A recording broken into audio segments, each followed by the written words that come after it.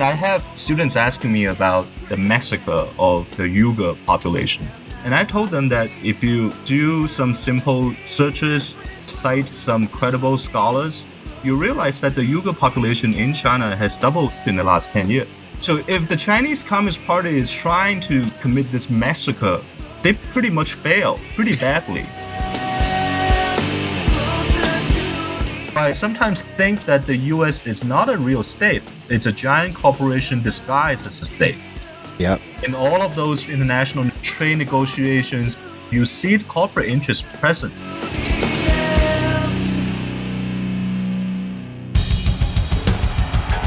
What I have said is that this campaign is not just about electing a president.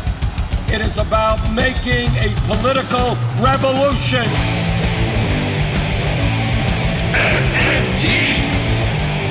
Taking money from our children and borrowing from China.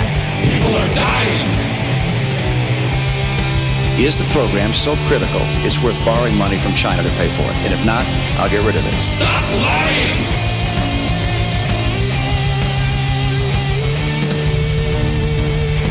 I want the truth!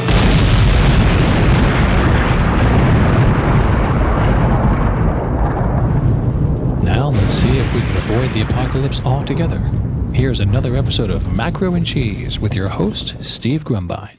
All right, everybody, this is Steve with Macro and Cheese, and I have got a new guest for you, someone I haven't spoken to before that I'm very excited about.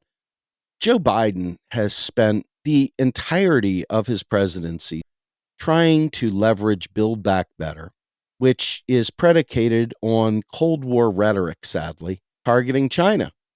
We pivoted from the Russia story, which a lot of folks tried to use to give air cover to Hillary Clinton's failed presidential campaign.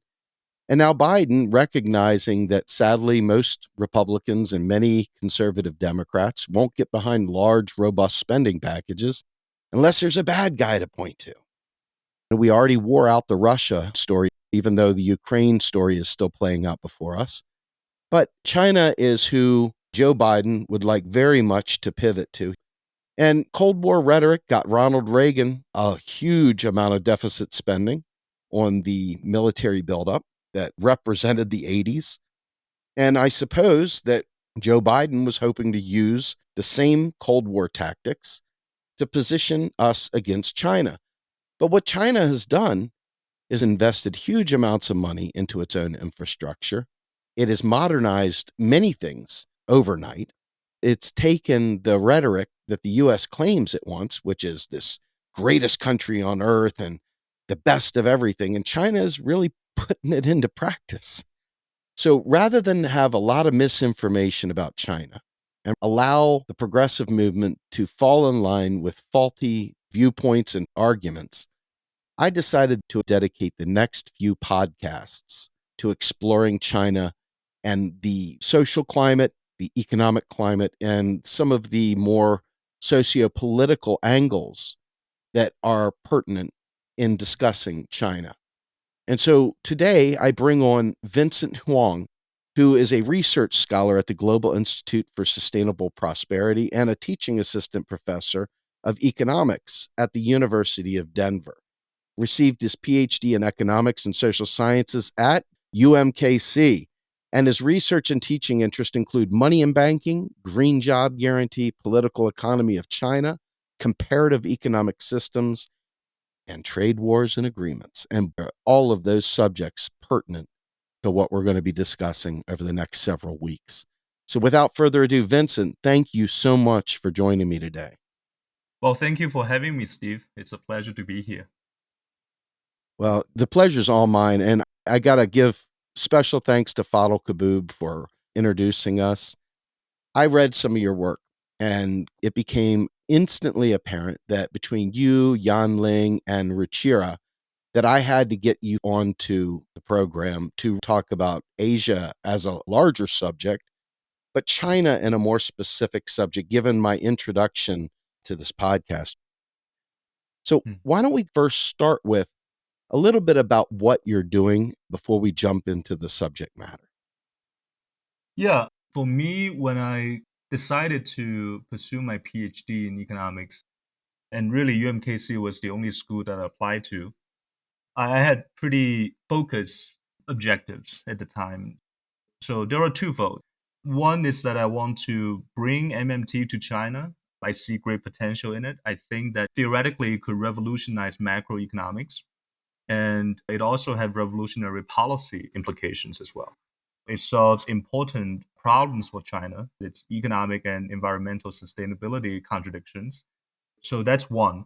And the other is that I wanted to elaborate a story about China, in my opinion, a more accurate one, a more interesting one, a more nuanced one to the Western audience. So that's why you can see that in my teaching, right? I try to do that. I teach money and banking. I also do political economy of China and comparative economic systems. So that's the value that I see myself bringing in to the discipline. Well, it's important. When we were discussing Mhm. bringing you on, I told you about how I finished my grad school work with a capstone in international studies, and I got to go to Beijing, spend a week in Beijing at the university there, also talking to various government officials, which was interesting, and all the normal tourist trap stuff, the Forbidden City. But then we got to do some really cool stuff, and we went to Shanghai. And I think one of the most interesting things was I felt like I was both in New York City Yeah. and in a 12th century film. Because on one hand, you had the most cutting edge, Mhm. beautiful, technologically savvy thing happening, and you're walking in open sewage as a clay pipe from back in the old days bursts open. And it was the most interesting thing to be surrounded by such a radical dichotomy of old and new. Mhm. But instead of cars, there was probably 300 yards of distance between one side of the road and the other, and it was wall to wall people walking back and forth. Yeah. I've never seen anything like it in my life. Flying into the airport, you had people lined up and down the runway with tents. It was like a big day at the parade going to watch the planes fly in. Really interesting. Had just a blast. It was one of my favorite trips of my life. When was it? 2008. Okay. One of the things that we often hear in the US is that China is a communist or socialist Mm. country and also the chief exporter of the world. Mm. So, describe China to me in terms of its approach to economics and employment so that we have an understanding that we can base against our understanding in the US. What does it look like in China?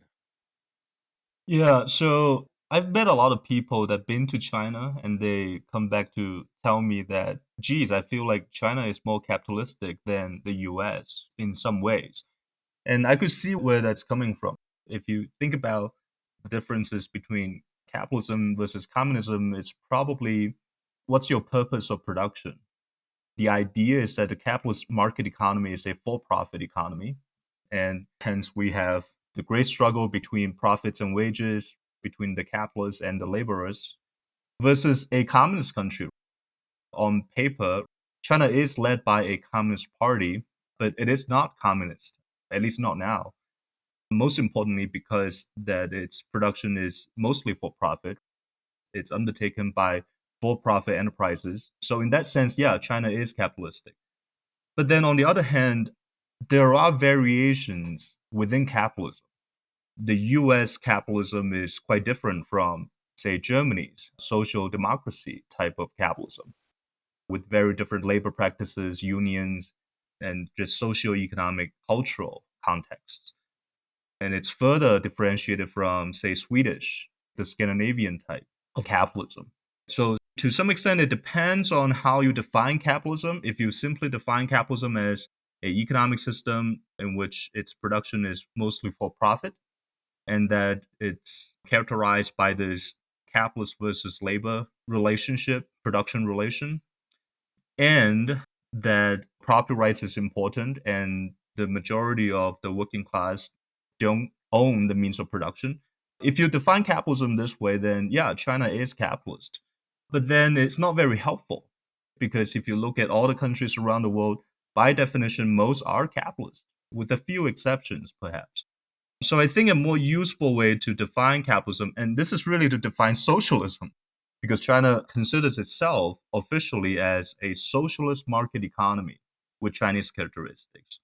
So we wonder where are the socialist elements are coming from. I think it becomes important to think about the variations within capitalism.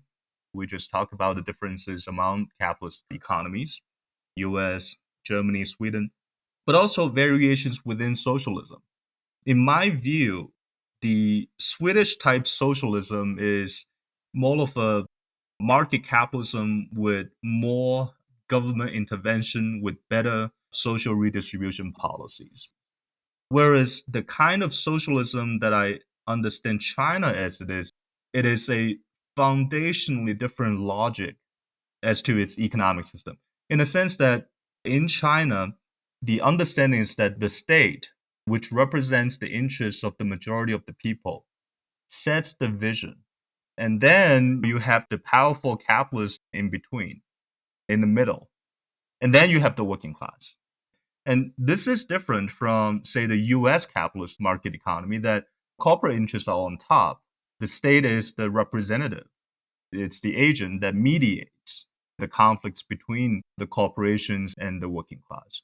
So that actually is quite important because for China's socialist market economy, the goal is to elevate the well being of people. And the mean could be marketization, could be liberalization, could be market oriented reforms, but it doesn't have to be. So that's why in all these years after China's economic reform post 1978, people notice so called back and forth. And some people see it as a disadvantage, but in my view, it's simply China's way of trying to figure out what works the best. And sometimes it's pro market strategies and sometimes it's not. For example, China's reform on its healthcare system has been pushed back because apparently it tried to learn from the US. And I guess that wasn't the best way to go about things.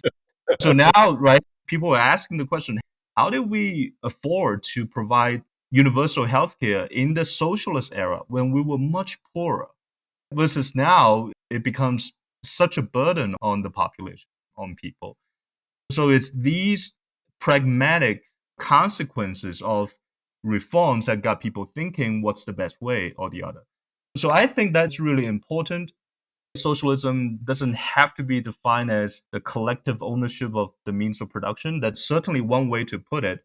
It doesn't have to be defined as a market capitalism with more or better redistribution policies, but it could also be the kind of socialism that China is in right now, which is a market economy whose qualitative and quantitative aspects are being shaped by the vision of the state. Let me ask you this. The United States media, the propaganda that is used both against policies that would help the people through capitalist ventures, corporate spending, advertising, and lobbying. It seems like so much of what happens in the US is based on a team sport. Which side are you on? It may not even be an ideological thing. It's really about identity and the political space. In China, it doesn't seem to be that way. They don't have the same kinds of pressures in terms of the propaganda. It may be state-based propaganda, but they don't seem to have the same resistance to achieving reforms. For as huge as China is, Mm-hmm. they seem capable of changing if the leadership decides to. Mm-hmm. Whereas in the United States, you've got layer upon layer of resistance, factionalization, and propaganda to weed through. What is the difference there in terms of making a decision to move forward in a given direction?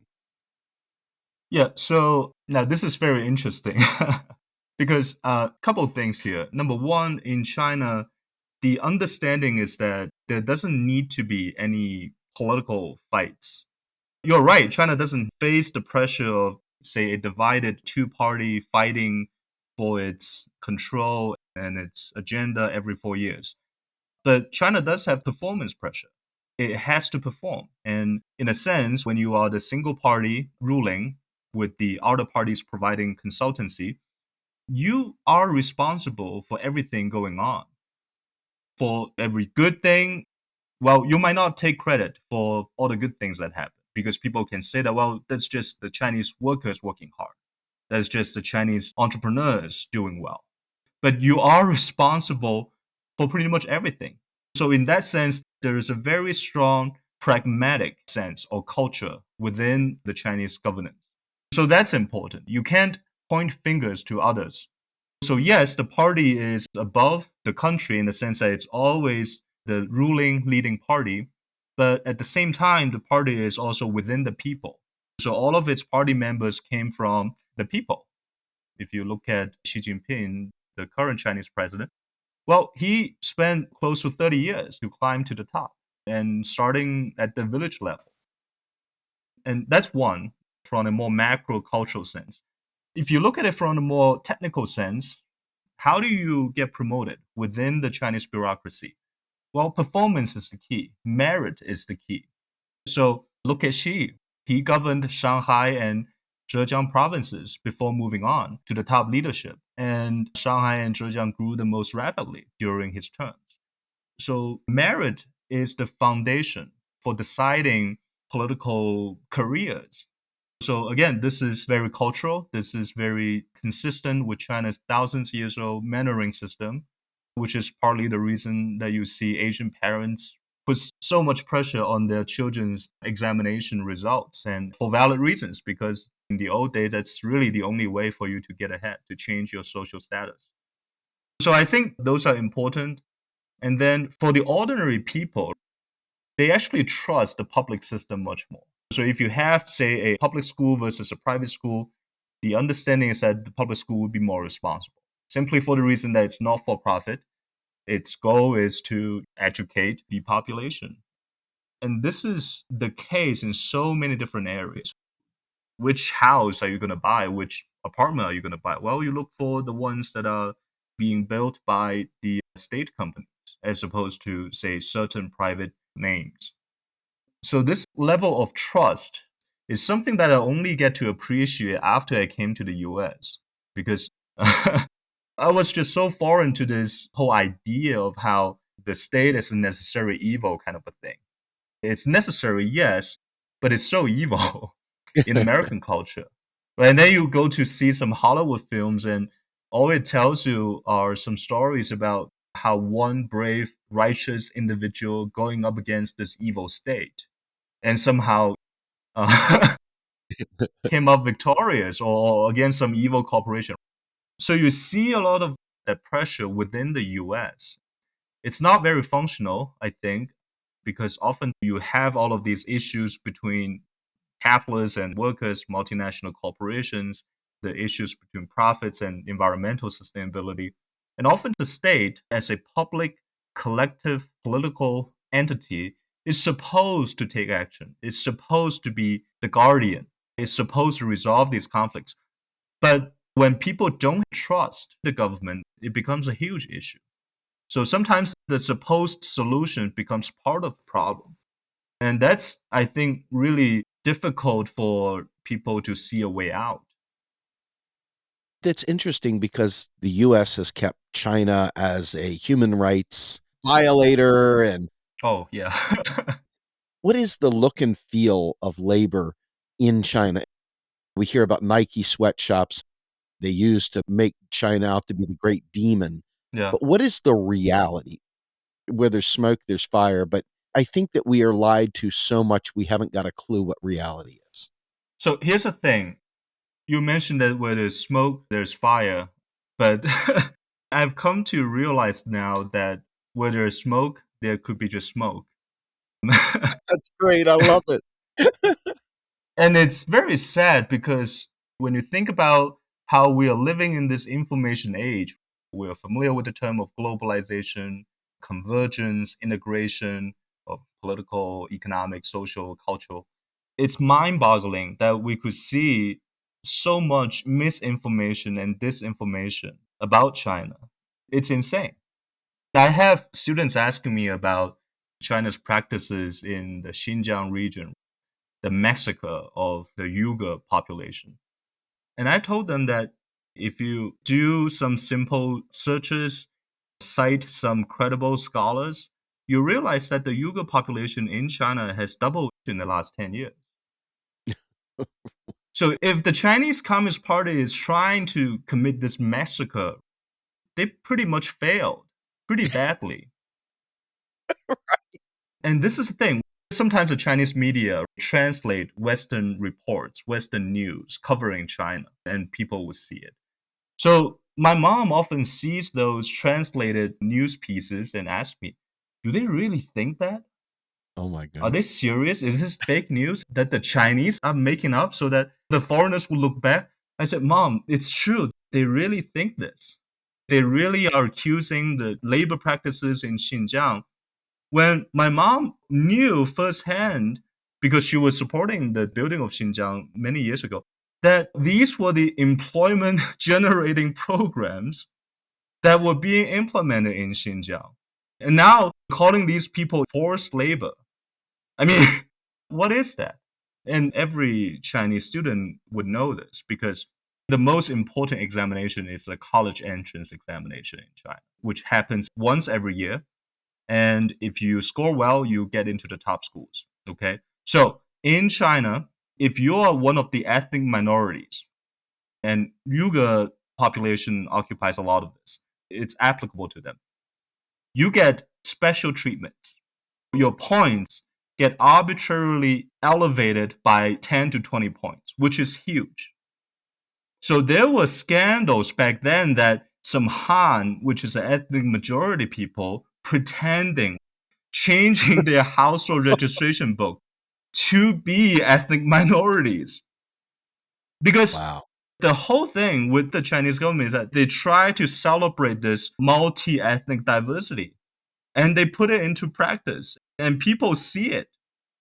So for these Chinese students and these Chinese people seeing what CNN, what BBC reports to be, say, re-education camps, Wow. they just lost this faith in Western media because when I was growing up, I guess that was because the US propaganda was so successful. When I was growing up, I thought the Western medias are so good. They are so righteous. They're promoting justice. They are an independent force alongside with the government, monitoring the performances of the government. And they're trying to push for something great. But imagine when the Chinese younger generations growing up and seeing all of these groundless bashings on China, on these so-called labor practices, on the so-called massacre, on the so-called re-education camps, which are in fact jails that you would find everywhere else in China and in the world. And but then when you call it re-education camp, that becomes different. That's insane. And yeah, in those jails, there are Han people, there are Uyghur people, and come on. I just can't believe that I have to talk about these very basic facts in this information age. You do, though. That's a problem with this information age, right? It doesn't necessarily bring convergence of opinions. The search algorithm by YouTube or by the internet keep reinforcing people's biases all the time. Yes. It's so destructive. But the truth is, we have an opportunity, and hopefully podcasts like the one we're doing will help people get through some of that propaganda. I'm surrounding myself with as many coherent, sober thinking people with specific knowledge like yourself who can help me put together an analysis of both the MMT space, the Chinese space, and the culture space, because you've got an entirely different political structure in China. And this inherent pragmatism coupled with centuries of culture and tradition, very different than the melting pot in the US, where we've got a very short history based on capitalists colonized this once proud First Nation continent and turn it into a neoliberal project. And so naturally, anything that stands in the way of neoliberalism's success story has got to be bad and demonized. And I guess that puts China in the crosshairs. But this brings me to another point specifically to your work and the white papers that I've read that you've posted. The US is a huge polluter, it has a huge military, a lot of precarity built into it. We want a job guarantee. We want a Green New Deal in the United States. Mm-hmm. China is producing goods and services for the world. It is the world's manufacturing plant. Help me understand how a country like China might embrace the MMT perspective, in particular with employment. Contrary to popular opinion, there are unemployed people in China, Mm-hmm. and a job guarantee would go nicely there.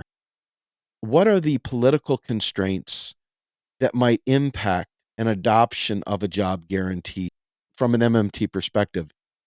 What are some of the socio-political angles that we might need to look at there? Yeah, so I would answer your second question first, which is what are the political obstacles? I don't think political obstacles are an issue in China. China is a socialist market economy, meaning that something like a job guarantee, which is a socialist labor policy by its very nature, because it profoundly changes the relationship between the capitalists that you will see in the private sector and the laborers. So China doesn't really face any obstacles there, but the obstacle is mainly coming from theoretical and ideological perspective. Neoclassical economics is super powerful because of its political orientation in Marxism, Leninism. Marxian economics is there, but it's not really thought of as something that explains the macro economy, the money and banking, all of those things. So China's main issue is that, I would say.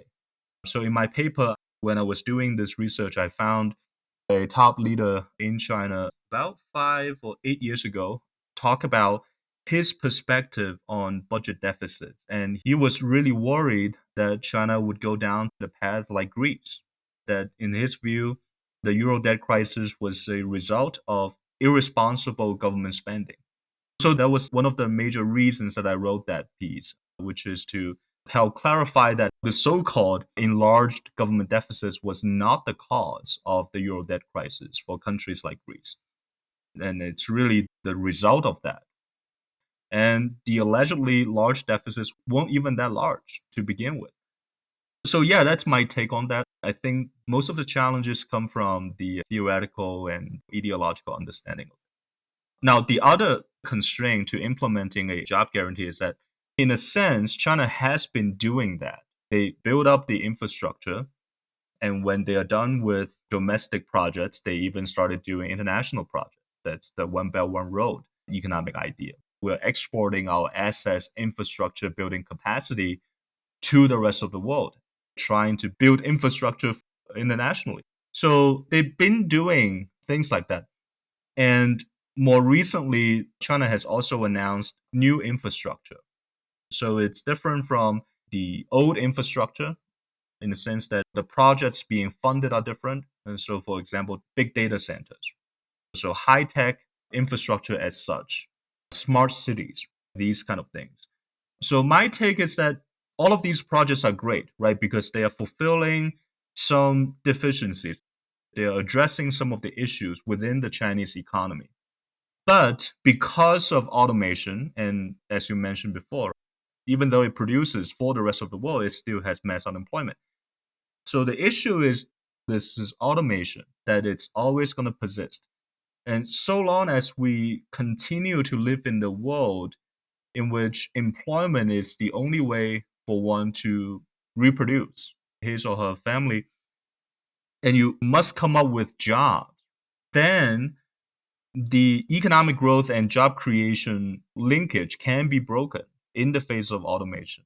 And this is where I think something like a green job guarantee can complement the various projects that China has already been doing. So the logic is different. Those projects, like the new infrastructure, is to build industries first and then create jobs. And we don't know how many jobs that will be created. And most likely not that many because of automation. But the job guarantee's logic is different. It's to create jobs first. And then economic growth from increased consumption would happen naturally. So that's the biggest difference I see between a job guarantee versus what China has already been doing. So in a sense, the obstacle for China to implement a job guarantee also depends on how successful its already established projects are in absorbing excess labor. So those are the two obstacles that I see. And frankly, if they do a good job already and there is no need for a job guarantee anymore, then that's perfectly fine. Although I think the job guarantee also has this charm that you are maintaining a full employment economy for all the time. So that provides a lot of stability to the people. And then to your first question, what would a Chinese green job guarantee be like? Well, I think here I'm in agreement with many of my colleagues and my own mentors that have done work in job guarantee for the US. So it will be funded by the central government. It will be administered by the local governments in China. And I think for China, there is the added benefit that the local governments are actually quite competent in China. So Very different. yeah.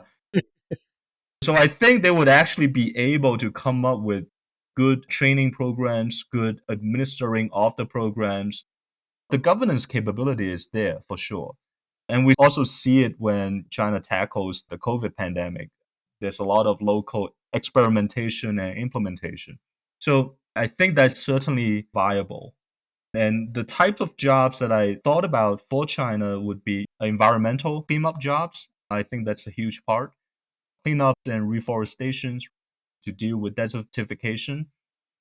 So basically, whatever the Chinese market economy is not addressing, those are the types of public jobs can be designed to accomplish.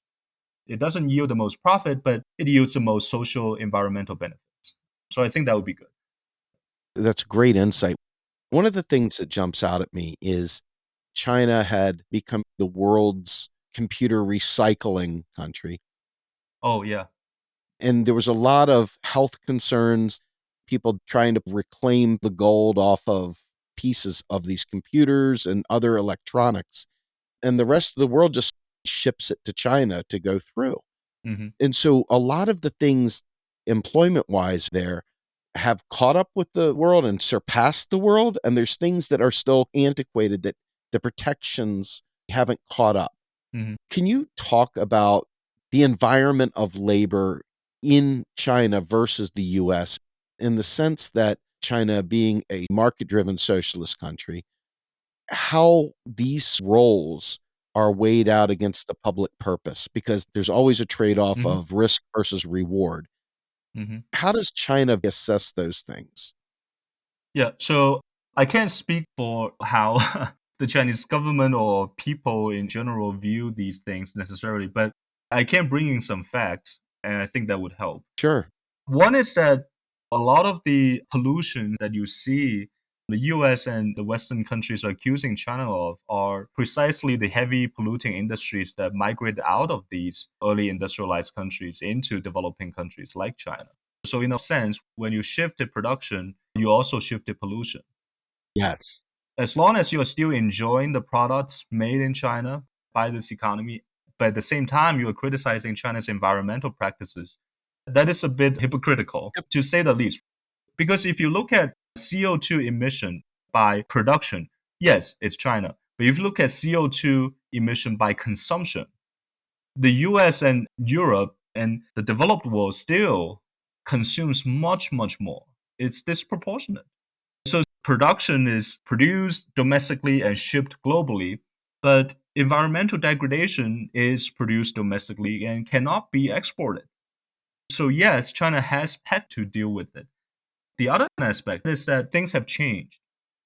Around 2005, China passed its renewable energy law that mandated closures of many of the most heavily polluting industries. Now, where did those industries go? A lot of them went to India, went to Vietnam. So is that a net gain? I don't know. But from the Chinese perspective, to borrow a mainstream neoclassical economics terms, its preferences have changed. So now it view that it's no longer worth it to do certain things. So a few years ago, I think it was the New York Times that published a piece called China Stopped Taking Our Trash. And then that created unpleasant view at the time. Well, because for many years, China has been taking the US trash. It got shipped back to China and then recycled. We saw through Yep. things. And now it stopped doing that.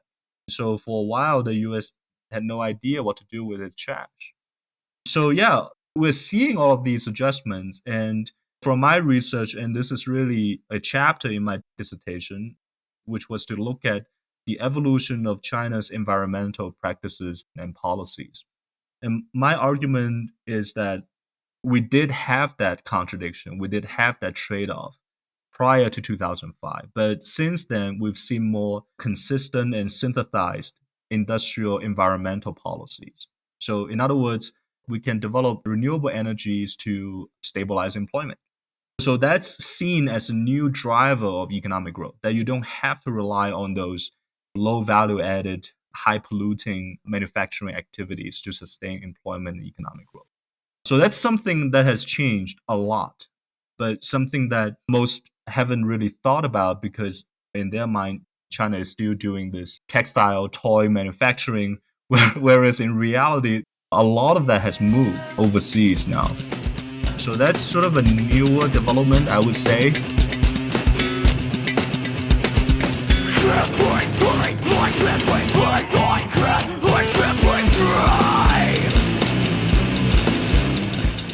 You are listening to Macro and Cheese, a podcast brought to you by Real Progressives, a nonprofit organization dedicated to teaching the masses about MMT, or modern monetary theory. Please help our efforts and become a monthly donor at PayPal or Patreon.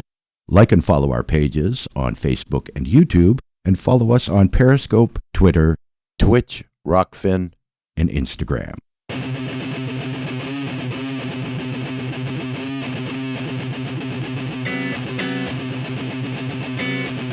My tolerance, trying my patience, and never want to see me. It's another way, and I'm tired of the lies you tell me.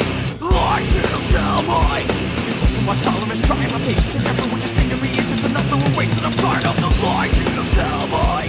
Lies you tell me. The reason why I brought up the recycling of the computers is somebody in the U.S. think it'd be great if we brought the jobs back to the U.S. Yeah, that's a good point. And they don't realize that Yeah. it's not just the jobs, it's the pollution, it's the waste, it's all the other costs of production that come back to the country. And maybe that's good. We have to do that so that we understand in order to curb emissions, we've got to look at our own trash instead of thinking, oh, it's over there in China, we don't see it. Well, this earth has one atmosphere. In the US, we take our medical waste and dump it into poor Latino communities in Texas. And so instead of just having a proper environmental answer that would keep us all living in prosperous conditions, we instead invent environmental racism. So we're either exporting it to China or we just end up burying it in poor people's backyards. It's ridiculous. I completely agree. But I guess this comes back to the other aspect of this, and that is that in China, they've had a socialist background. They've had a socialist understanding. In the US, a job guarantee would be seen as welfare, the way our propaganda machine spins things. How does a socialist country view a government-sponsored program like a job guarantee? If you're a socialist and you're looking for the means of production as one version of socialism, how do you think a job guarantee would be seen in that framework? Yeah, that's an excellent question. So first of all, I think I will elaborate a little bit more on what I mean by this Chinese socialism.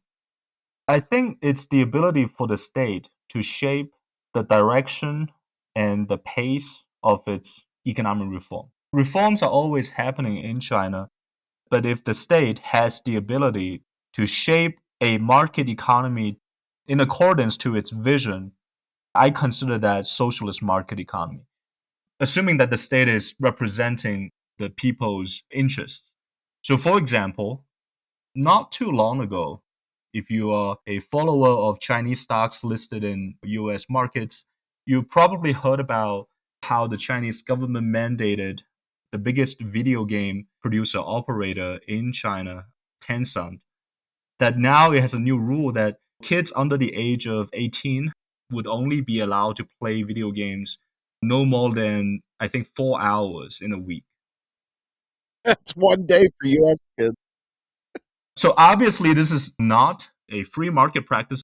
because you are violating the preferences and the interests of the children under 18 years old. It's definitely hurting the profit line of that very influential, important company in China.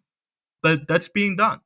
And there's no backlash about it because people within the country understand that, yes, companies are important.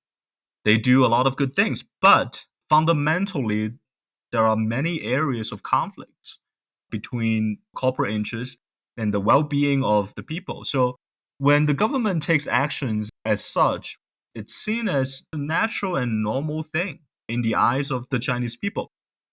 Now, when it's reported in Western media, it becomes China now has a new target. It's intending to bring down another business after imposing antitrust regulations on Alibaba. So these interpretations are very different. What matters the most are how the Chinese people view it and what are the real practical effects that these policy produces on the Chinese teenagers and Chinese families. So this is a good example, I think. If a job guarantee program were to be implemented in China, the reaction would be similar. It's designed to solve a major problem in society. It's to hire those that were being left behind by the market economy, often due to insufficient aggregate demand. I would imagine that the types of jobs would be also different, primarily because the concern is not on profit. So that might be more of a debating point within the US, but within China, if you say that, well, the goal is to clean up the environment, the goal is to improve social environmental efficiency, I don't think people would have any problem with that. It's also not something too foreign to a lot of the Chinese people because if you think about it, before 1978, China had a socialist system that once you graduate from college or from schooling, you get placed into a state-owned enterprise. So people are not having this intense ideological debate between this is something to do with central planning versus this is a job that you can obtain in the private sector marketplace. The United States' chief export is neoliberalism. And the ideological work of people like Milton Friedman, probably the number one villain that hasn't been deemed a villain. Look at the central bankers around the world. So many of them are Milton followers. And they've exported that to the Chinese central bank as Yeah. well. Yeah. So the ideological bend of monetarism is alive and well in China. The way we see things in the US with balanced budgets, not understanding sectoral balances. This is something you covered in your paper. I was very impressed with your coverage of this, but understanding why monetarism is bad and it's hurt millions of people. You'd made mention how important it was to you that you saw a real opportunity to bring an understanding of MMT to China. Let's take a minute and discuss monetarism in China and how MMT might impact their ability to do truly great things. So, first of all, in the grand scheme of things, it's not a close fight at all. There are probably 5 to 10 people, if I'm being generous, in China that really understands MMT as what it is. I've read some critiques of MMT, but then when you read the material, you quickly realize that, well, this is not what MMT even is saying. So, yes, it's not a close fight at all. We see central bankers all around the world following Milton Friedman's principles. I talked before about how a top level Chinese leader talked about his understanding of deficits, which is basically a position of the deficit hawks. So it's difficult.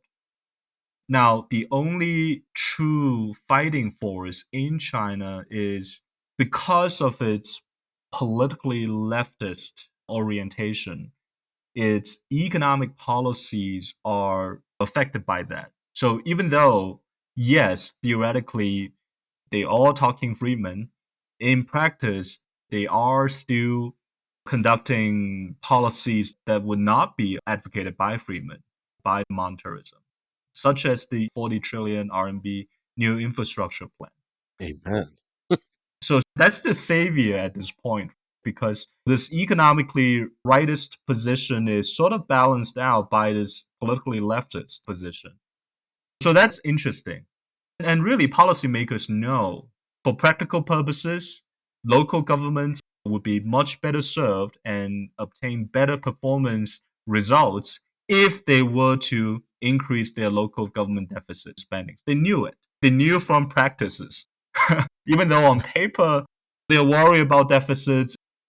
So that's an interesting disconnect, in my opinion, between theories and practices in China, which is a fortunate one, I think. In China, we're still dealing in a fiat modern money economy, whether they acknowledge the realities of it or not. What is the difference between money creation and expenditures in China, understanding the central bank and how endogenous and exogenous money creation goes versus how we see it in the United States today? Is MMT very similar there? What is the difference? I think the basic fundamentals are the same in the sense that China, like the US, issues its own currency, collects taxes denominated in its own currency, issues government debt denominated in that currency. So, in that sense, yes, the Chinese central government cannot be forced to default on debt denominated in its own currency. So, that principle is the same. There are some differences. For example, in the US, you mentioned endogenous money. And the position of endogenous money is that it's the emergence of real economic activities within the economy that ultimately leads to loans create deposits and deposits create reserves. So the Federal Reserve accounting is accommodating, it's not discretionary. So money supply is endogenous in that sense. For China, the story is a bit different because sometimes the Chinese central bank can also set up a so called ideal loan size. So it could be the case that the commercial banks actually tells its customers that we really can't lend anymore because we've reached that limit.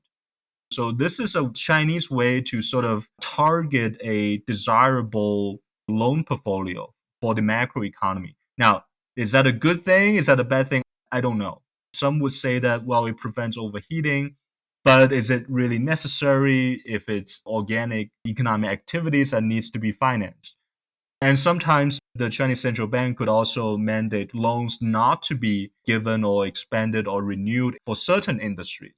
For example, the real estate industry. And that's part of the goal to control real estate prices in China. The famous phrase here is that houses are for the living, not for speculating. So again, depending on your vision for your market economy, it's still a market economy, yeah, but it should be qualitatively desirable. So depending on your vision of the market economy, you could come up with policies and complementary sub policies to support that. So the central bank's guidance on loans is one example, which in principle seems to violate endogenous money, but it's not necessarily violating it, in my opinion, but it's modified depending on demands of the central bankers and the policymakers. If you looked at leftists in the US that don't understand MMT, they're fighting for the same causes that we support as MMTers, but they get the money story wrong. Hmm. And by extension, they end up eliminating their ability to get their own programs done Right. and envision a better tomorrow. It doesn't seem like that's the case in China. Yeah. So, as you curtail credit creation based on the needs and desires of the state as a whole, I imagine that also eliminates a lot of bankruptcies because the state itself sets the conditions and creates the norms that ultimately keep everyone between the guardrails, so to speak. That's not the way it is in the US. Is GDP a driver for China, or are they driven by more social equity? It used to be.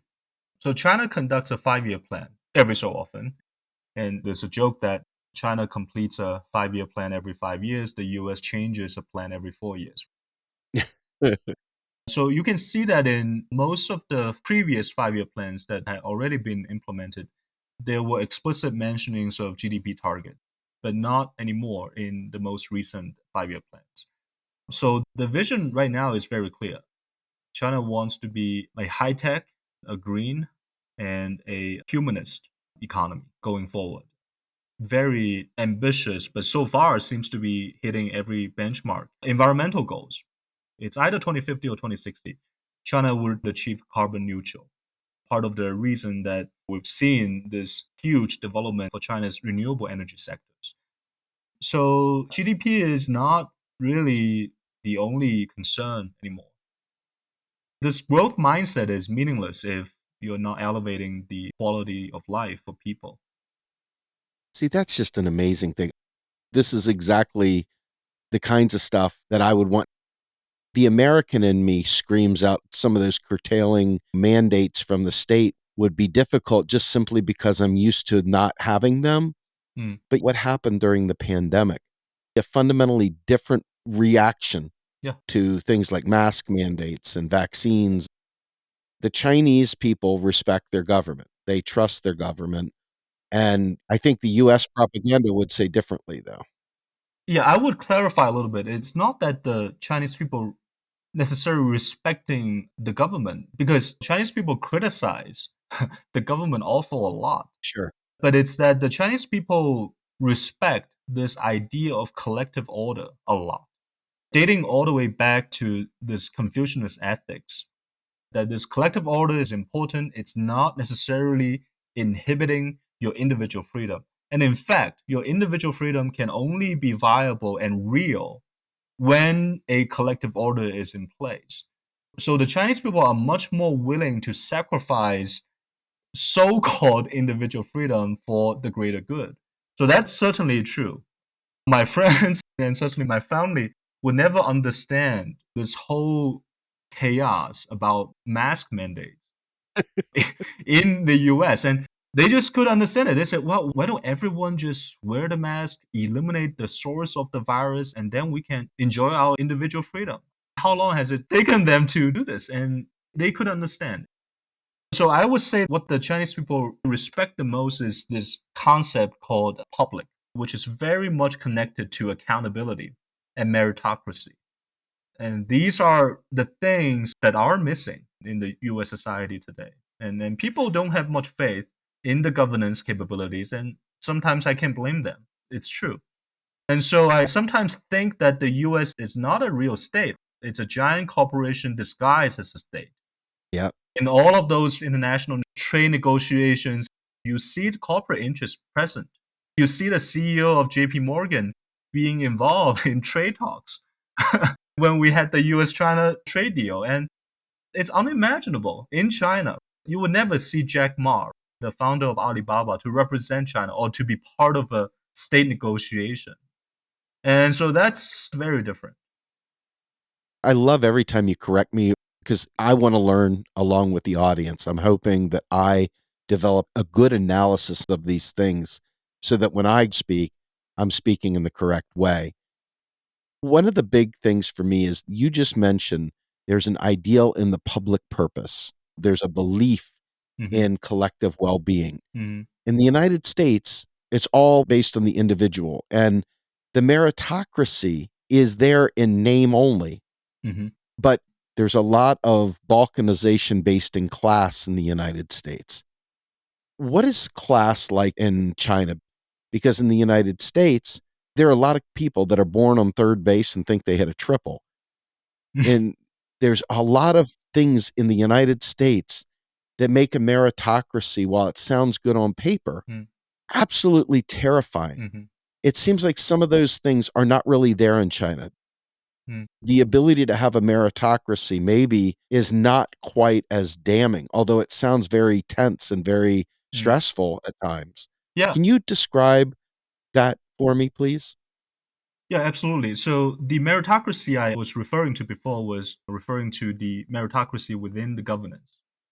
So it's only those who demonstrated a superior track record that can go on and be promoted. But this meritocracy actually started from way earlier. Now, if you look at the current or even the previous Chinese administrations, the top leadership, the top, say, 100 people bureau, most of them come from peasant family backgrounds, completely ordinary backgrounds. Now, it has a lot to do with the Chinese examination systems. So in China, we have this one exam that determines your college, which indirectly determines your starting point in society, in your jobs, and ultimately where you could land. And this examination system is a rigorous, comprehensive exam that includes many subjects, and there is no such thing as college admission interviews, there's no such thing as personal essays, there is no recommendation letters. So, in that sense, every single Chinese student is on a level playing field when preparing for the exams. Obviously, there is still a class dimension to it. As you said, in the US, you could be studying in a calm house versus hearing bullets flying all over in the middle of the night in your neighborhood. Now, Chinese students probably don't have that issue. Part of it is the gun control, right? That you are not going to hear that simply. But also part of it is Chinese parents make every effort to allow their kids to have a chance in school. So yes, there could still be resource imbalances, but a lot of the outcome is still determined mostly by that student's individual hard work and the educational resources in the public schooling system. So because China invests a lot in the public schooling system, and I think I mentioned this before, that people actually prefer public schools than private schools because the resources are actually better. So when you have those educational resources that are more equitable, and then you have the domestic supports, this cultural factor that are also leveling out the playing field a little bit. You might not be able to get the best tutor, the most expensive tutor, but if you just pay attention in schools and work hard, you still can get to the top universities. So I think that's a big part determining China's classes, right? So are there different economic classes in China? Yes. But the perception is quite different from the US. The perception in China is actually that if you just work hard, you do have a chance because people see the upward class mobility. So I think that's very important. Whereas in the US, it is one of the countries that have the least amount of Yes. social upward mobility. So that's an issue where merit becomes almost symbolic in the US, but actually matters, has a real meaning in China. That people actually believe in it because the evidence supports it. I was the first person in my family to have a degree. Oh, wow. When I got that, my parents were absolutely blown over. But the point I'm making is I was going to the adult education school, University of Maryland, University College. That was where we could get to. But ultimately, you could still feel all the glass ceiling because the kids Oh, who yeah. this was just naturally expected of. You grow up in a family where everybody's got education. In my house, I had achieved something truly momentous. But the people I was hanging around with at work, this was just basically expected of them. That glass ceiling has hit me many times because I didn't come up with a silver spoon in my mouth. So this is a very different mindset. How does that look in China? Does the scenario I just play out, would that even be anything in China? Would that even exist in China?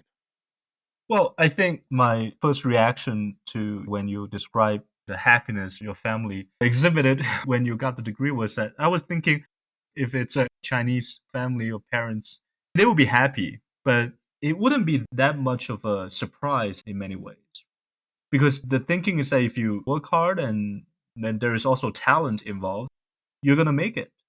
And then to the point about growing up with the silver spoon, I think the competition among, in Chinese, we call them 富二代, which means rich second generation. Their parents made it and then they grew up well. The competition among these people are much more intense. So much so that they invented a new term to describe the fierce competition among the Chinese newer generation now, which is called involution, meaning the same job, the same position now requires ever higher level of qualification and degrees to make it. Huawei was hiring a janitor position, and the requirement was that you must have a bachelor degree. And now some middle schools in China are starting to require at least masters or even PhDs are preferred. in order for them to teach in these public middle schools. So China today used to have a population surplus, a population edge. Now it's a engineer surplus, engineer edge, that everyone has that degree and the competition is fierce. Wow. That is a little terrifying to me because there's only so many hours in the day. And the balance of what matters to individuals and what you do with your spare time. There's a real sociological aspect to this that I think probably really needs to be more deeply understood. Absolutely. What I'm taking away from this is that so much of how we view what is good and bad, what makes for a good policy, what makes for a strategic advantage is very much different based upon culture, based on social structures in each nation. And it sounds to me, quite frankly, like China is largely on a more correct path than the United States. It's different for sure. Well, it's different, but I hear things that you're saying is going on there, and those are Yeah. things that I wanna see happen here. Yeah, I think so. Yeah. I just think there's an opportunity for us to learn from China as opposed to hate China is kinda where I'm coming from. Oh, I'm yeah. hoping people that listen to this understand that there's value here. I don't want anyone to buy into Biden's rhetoric of this US versus China thing. I really want us to be more of a cooperative country, not an empire. Yeah. Here's the thing. When the US media bashes China groundlessly, China doesn't really get hurt in this process. It's people looking at the Western media reporting and they re-examine their previous utopian understanding of the Western civilization. And they said, wow, this is not what we thought it's supposed to be. And they actually became more confident in their system, in their path, in their culture, in their theory. And so the only disservice that all of this misinformation and disinformation does is to take away the socio-economic imaginations that the US could have had by looking at others and try to figure out whether there could be a lesson. So I think in the long run, this really hurts the US itself the most. Yes. And if you talk about international relations, really it's only the US and its allies that are bashing China. China has a pretty Yeah. good reputation among the developing countries because they never intervene other countries' domestic affairs. They let you do your things. They respect the different systems, and they just want to do business with you. And if you don't like it, they don't sanction you either. They don't send militaries to conquer you. Yet the US is playing this human rights advocate card, and it's insane. And people see it, people understand it, and ultimately, I think it's the US that gets hurt. The politicians get their win because they created an enemy, and anti China is now what unifies the two parties in the US. It's a very effective card to play, but it really does the US no good, I think. Plus, you still have this very concerning international tension, even military conflicts between two large and important countries in the world. And that's really bad. And it doesn't help when the US views its relationship with China in a Cold War context. It's either you live or I die kind of a thing. Whereas China has been trying to push for this common destiny for humankind kind of a thinking.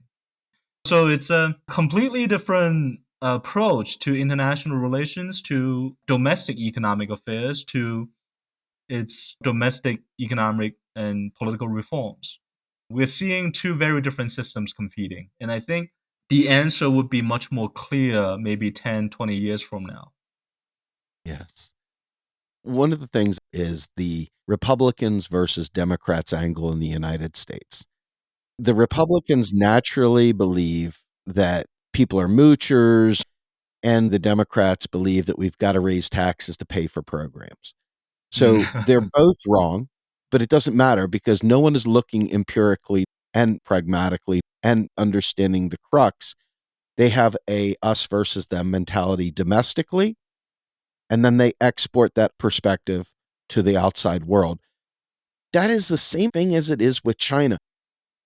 Watching them build incredibly robust things, how we can make that bad Instead of just saying, maybe we could bring some consultants over to tell us how we could do that. No, our pride won't allow us to do that. They've got to be the bad guy. And that means no matter what idea they come up with, it's got to be bad. This reminded me of a New York Times piece, actually two pieces I read when COVID was happening and the lockdown was happening. So that day on that front page of the New York Times, I think on the left-hand side, it was talking about China. And basically it says China is locking down. It seems effective, but at what price? The implication is that human rights. People don't get to go out. People have to wear masks. Now, so China was locking down, but at what price? That's approximately the title. And really, if you look at any reports about China, it's always that, but at what price? Okay. And then now, what's interesting is that day, it also reported just side by side another piece on Italy. And it also said, well, Italy is locking down Milan, right? And instead, this time it didn't ask at what price. It just says Italy is locking down Milan to save Europe. All right? So blatantly, obviously, I showed that piece to my students in my Trade Wars and Agreement class, and they saw it, and they were like, oh, man. But I'm sure a lot of the people, when they read it, they feel like, yeah, nothing wrong. There's nothing wrong going on. Yeah. People associating words with certain things and bad things with certain words. So China is associated with words like human rights violation, dictatorship, maybe sometimes central planning, right? Communism, those kind of things. And then the US is associated with technology, progress, growth, freedom. I mean, it's a terrifying reality that we live in. People have these very simple, dichotomous understanding of the reality that are oftentimes factually wrong, but when lies are repeated enough times, it becomes the truth. And it really frustrates me to read so many reports on the alleged massacre of the Uyghur population in Xinjiang, China. And what's funny was that a couple years ago when the US-China trade war was happening, I told my students, just wait till the US play the Xinjiang card, it's going to come. And also wait for it to play the Tibetan card, it's going to come. And then it happened. So it's pretty predictable if you think about it. It's sad. It's sad. It is sad. But this was very enlightening for me. And I'm hoping that I can really bring out more and more about China. It is such an important subject right now. I think that as we move forward into the future, it's going to become more important. So with that, let me leave you with a parting word. What would you tell a person listening to this podcast? What would be the key takeaway for them about how they should view China? Well, just keep an open mind. And when you have an opportunity, do visit the country. And it's quite different. And if you cannot visit the country, look up the YouTubers on YouTube that actually live in China and tell you what China is like. Very good. And with that, my name's Steve Grumbine, and this is my new friend, Vincent Huang, with Macro and Cheese. We're out of here.